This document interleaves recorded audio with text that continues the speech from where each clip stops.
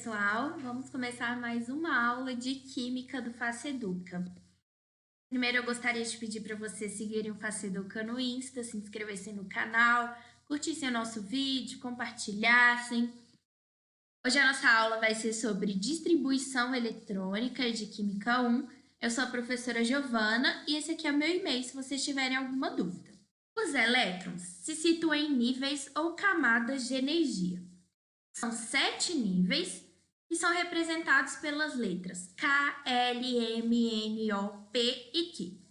A camada K, que é essa aqui, é a mais próxima do núcleo, enquanto a Q, que é essa aqui, é a mais afastada do núcleo. Quanto mais afastado do núcleo, maior a energia que os elétrons dessa camada possuem. Portanto, um elétron que tiver aqui vai ter menor energia do que um elétron que tiver aqui na camada L. O modelo quântico do átomo foi construído a partir da ideia de que os elétrons, assim como a luz, apresentavam um caráter dual no seu comportamento. O que isso significa? Que eles se comportam como onda e como partícula. Então, não se podia sustentar o princípio que as trajetórias dos elétrons nos átomos seriam precisamente dadas por órbitas circulares, porque não são corpos pontuais. E aí tiveram vários estudos e foi possível estabelecer uma relação matemática a qual descrevia as trajetórias dos elétrons, considerando-os como ondas. É claro que aqui a gente não vai entender esses cálculos, mas é só para entender que aí deu o nome de orbital atômico, que é uma região onde há a máxima probabilidade de se encontrar os elétrons. Cada orbital atômico pode comportar até 2 elétrons.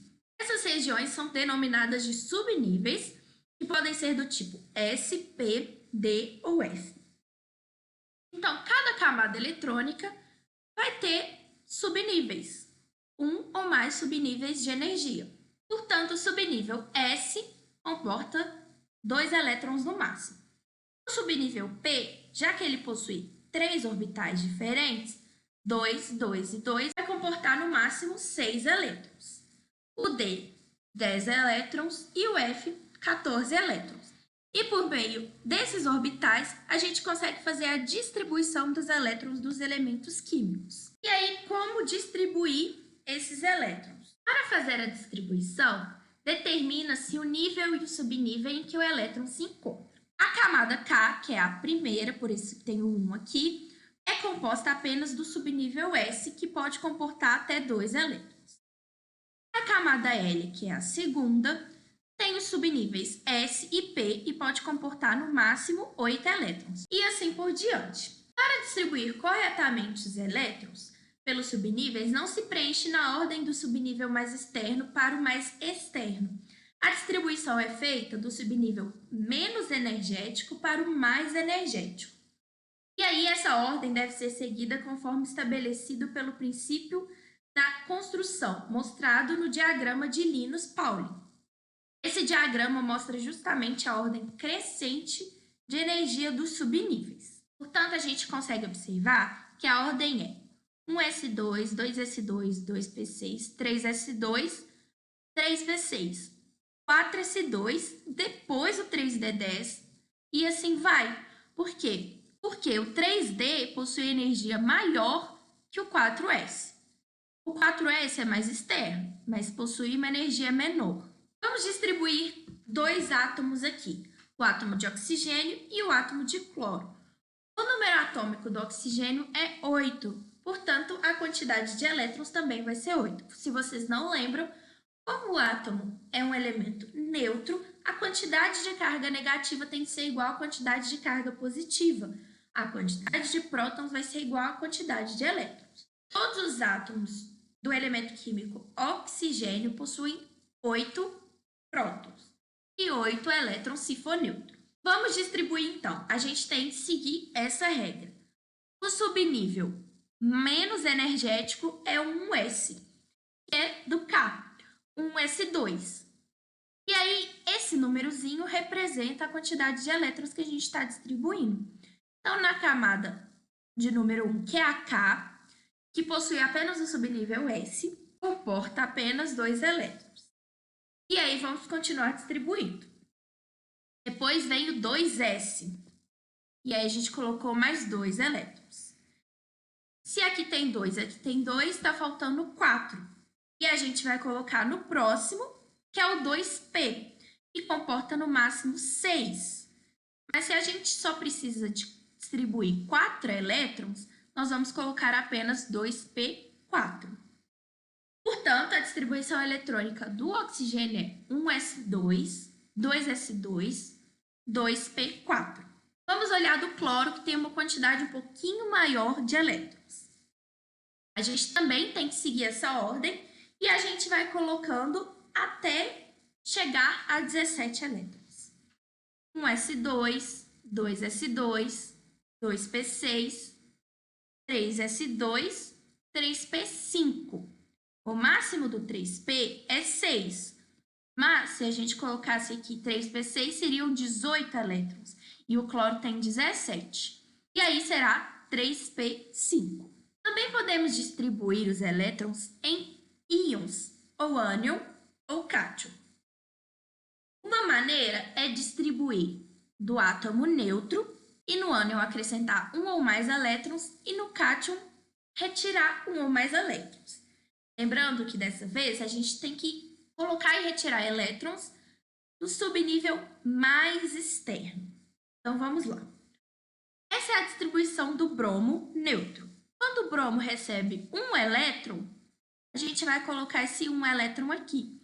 Ao invés de ser 4p5, vai ser 4p6. A gente colocou no mais externo. E agora o ferro. A distribuição do ferro é essa.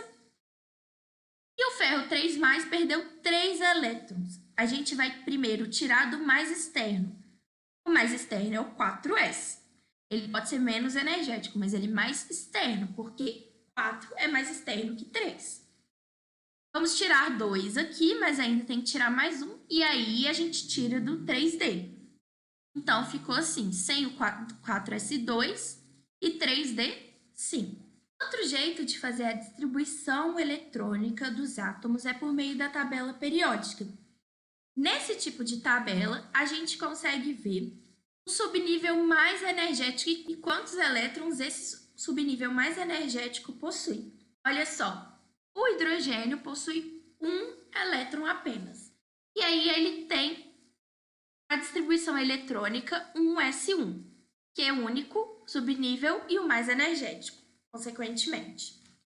Depois vem o hélio, 1s2, porque o hélio tem 2 elétrons. O lítio, que é o próximo, que tem 3 elétrons, o subnível mais energético é o 2s e possui 1 elétron, porque a distribuição eletrônica do lítio é 1s2, 2s1.